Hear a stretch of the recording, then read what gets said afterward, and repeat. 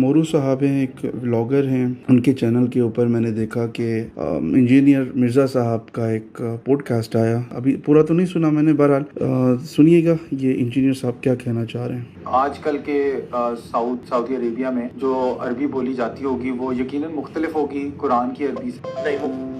اور اب آپ دیکھیے گا کہ مرزا صاحب کیا جواب دے رہے ہیں. مختلف نہیں ہے، یہ یہاں کی مت ہے، علماء نے مشہور کی ہوئی ہے تاکہ کہیں لوگ عربی سیکھ نہ لیں.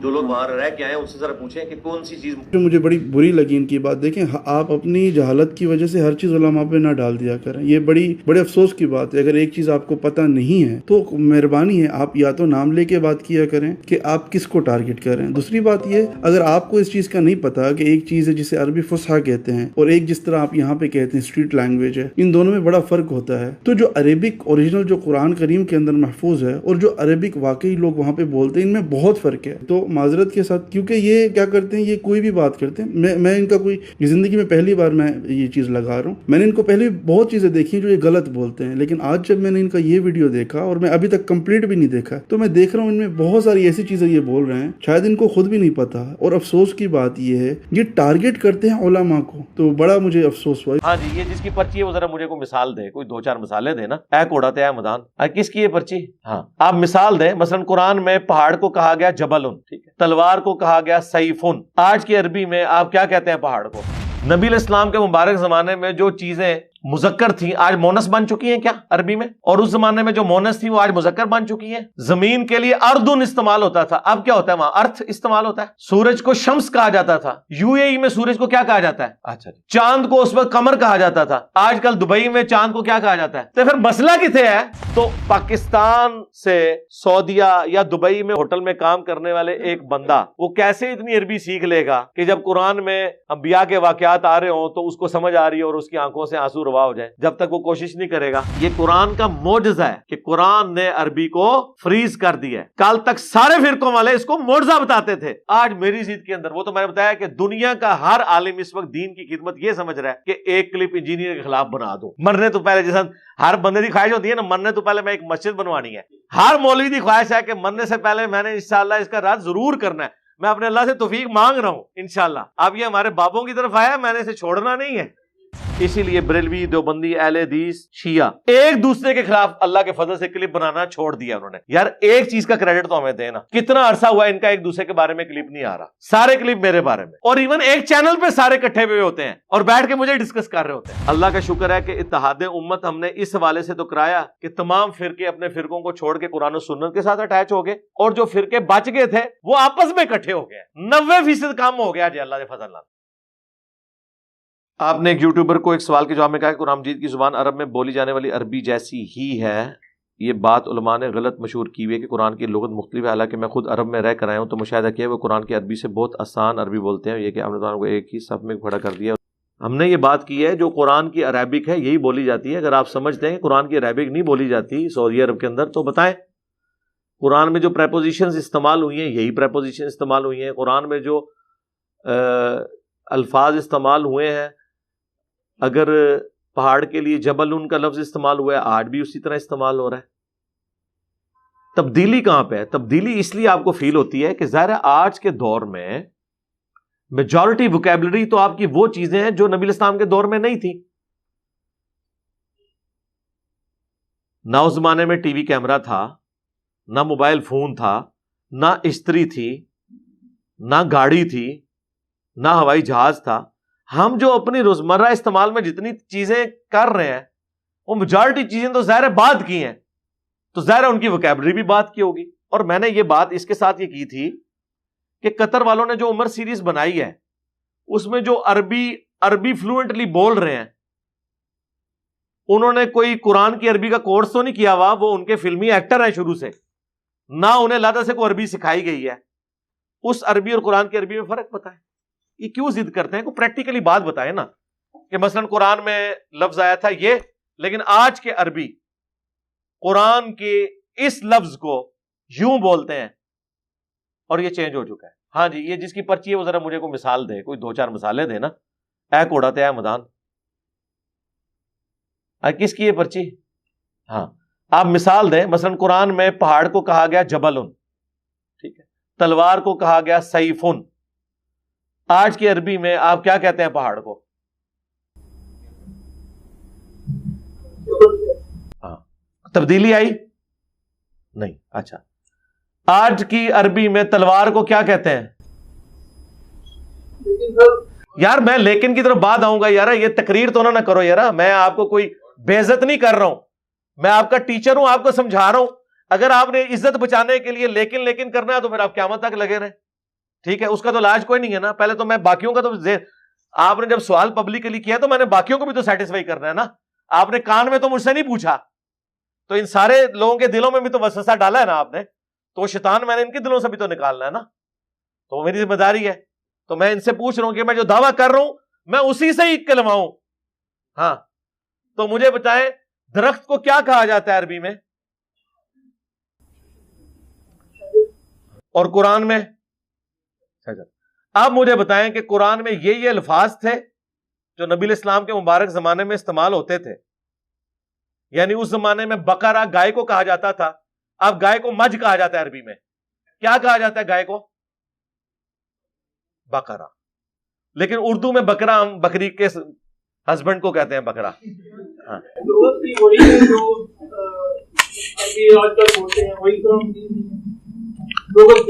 میرے بھائی آپ تو خود کہہ رہے ہیں وہی عربی ہے، تو میں نے آپ کو کیا جواب دینا؟ آپ نے جواب تو خود دے دیا. اچھا یہ بتائیں نبی علیہ السلام کے مبارک زمانے میں جو چیزیں مذکر تھیں آج مونس بن چکی ہیں کیا عربی میں؟ اور اس زمانے میں جو مونس تھی وہ آج مذکر بن چکی ہیں. زمین کے لیے اردن استعمال ہوتا تھا، اب کیا ہوتا ہے وہاں؟ ارتھ استعمال ہوتا ہے. سورج کو شمس کہا جاتا تھا، یو اے ای میں سورج کو کیا کہا جاتا ہے؟ اچھا جی. چاند کو اس وقت قمر کہا جاتا تھا، آج کل دبئی میں چاند کو کیا کہا جاتا ہے؟ تو پھر مسئلہ کتنے ہے؟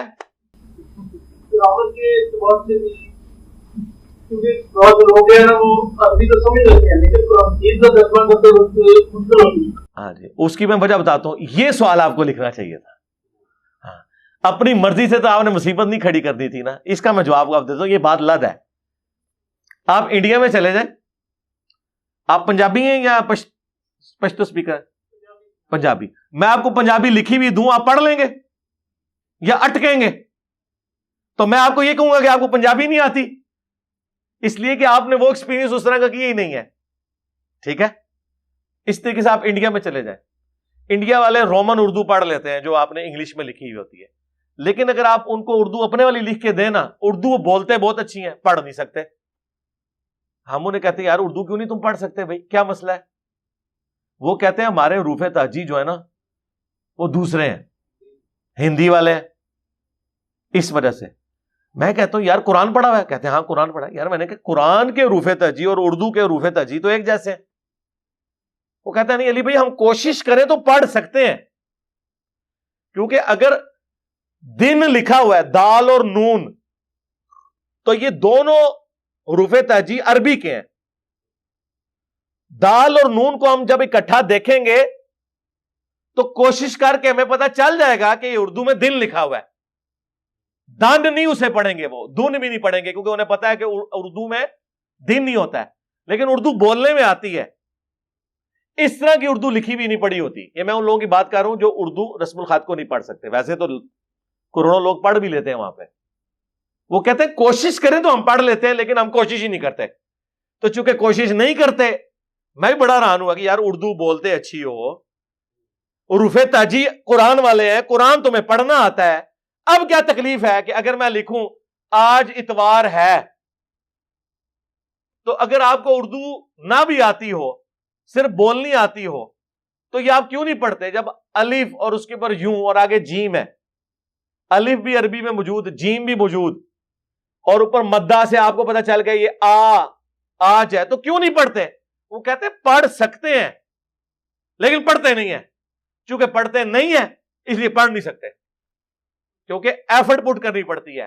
اب وہاں بھی عربی جو یہاں کے عربی جو ہے نا، یعنی جو پاکستانی ہے، انہوں نے وہ لوکل 2-4 الفاظ کی ووکیبلری سیکھی ہوئی ہے، وہ عربی یوز کر رہے ہیں جو ان کی یوز کی ہے. جو قرآن میں واقعات بیان ہوئے ہیں وہ واقعات تو نہیں اپنی دکانوں میں سن رہے ہوتے ہیں کہ وہ اس طرف ان کی عربی کا نالج اتنا ہی ہے جتنا وہ سنتے ہیں کہ دو چار باتیں ان کو آ گئی. اب آ جائیں لغت کی طرف جو آپ نے پوچھا. عربی جو لغت ہے, عربی جو ڈکشنری ہے, یہ قرآن کے بعد آئی ہے. اور ڈکشنری اس لیے نہیں آتی کہ آپ اس زبان کو ڈکشنری کے اوپر جج کریں, بلکہ ڈکشنری زبان کی بنیاد کے اوپر جج کی جاتی ہے. ڈکشنری ہوتی ہے اس لیے کہ جو لوگ وہ زبان نہیں جانتے نا, اس ڈکشنری کے ذریعے وہ زبان سیکھ لیں. ہم نے بچپن میں ٹینس سیکھے نا انگلش کے, کیونکہ انگلش ہمیں نہیں آتی. لیکن گورے کا جو چھوٹا سا بچہ ہے, جس ساڈے تھے پولیٹیکل لیڈرز کہتے سر میں اتنے اینے بچے ویکھے نے انگلینڈ انگریزی بول دے, اینے بچے نے انگریزی بولنی ہے نا, جس طرح آتے ہیں اینے بچے نے اردو. اب وہ جو اینے بچے انگریزی بول رہے ہیں, کیا انہوں نے انگلش کے ٹینس سیکھے ہوئے؟ لیکن وہ پریپوزیشنز کا, کی, گا, گے, گی, اس کے لیے وہ از, ایم, آر یا ول یا شیل ٹینس سیکھ کے استعمال کر رہے ہیں, یا ان کی اپنی زبان ہے جس کی وجہ سے وہ کر رہے ہیں؟ اپنی زبان کی وجہ سے. انہیں ٹینس سیکھنے کی ضرورت نہیں. ٹینس کی ضرورت کسے ہے؟ ہمیں. لغت کی ضرورت ہمیں ہوتی ہے, لغت کی ضرورت اہل زبان کو نہیں ہوتی. اب اردو ہماری نیٹو لینگویج ہے, پنجابی ہماری نیٹو لینگویج ہے.